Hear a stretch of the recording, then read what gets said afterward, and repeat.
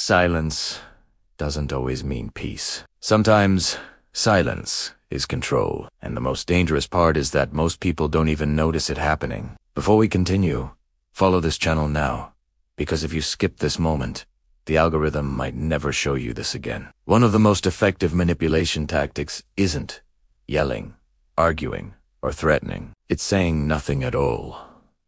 Silence is often used as punishment, not communication. Instead of addressing a problem, the manipulator withdraws emotionally and leaves you alone with confusion. They stop responding.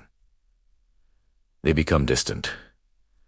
Conversations end without explanation. And suddenly, you're left trying to figure out what you did wrong. This kind of silence isn't accidental.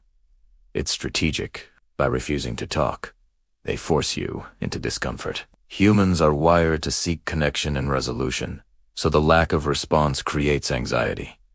And that anxiety pushes you to act. You start replaying conversations in your head. You question your tone, your words, your intentions. You begin explaining yourself, even when no explanation was asked for. You apologize, not because you understand the issue, but because you want the silence to stop.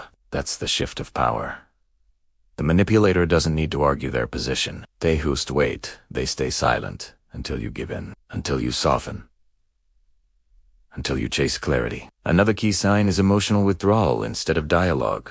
Instead of saying what's wrong, they remove warmth, attention, and presence. You feel the distance, but you're not told why.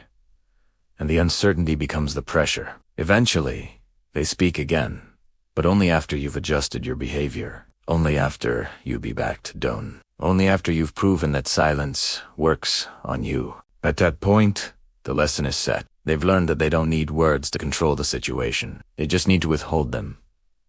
This tactic works because it looks passive, but it isn't. It's a way of training someone to self-correct through discomfort. Healthy silence creates space. Manipulative silence creates fear. The difference is simple. Healthy silence doesn't leave you anxious, confused, or guilty. Manipulative silence does. If communication consistently ends with you feeling small, desperate for resolution, or responsible for restoring peace, that's not maturity. That's conditioning. Recognizing this pattern is about awareness, not confrontation. You don't need to beg for answers or chase explanations. You need to notice who benefits from the silence, because silence that forces you to abandon your boundaries just to restore connection is not neutral. It's control. If this video helped you recognize something you felt but couldn't name, subscribe to the channel for more videos like this. And write in the comments if you've ever experienced silence being used against you.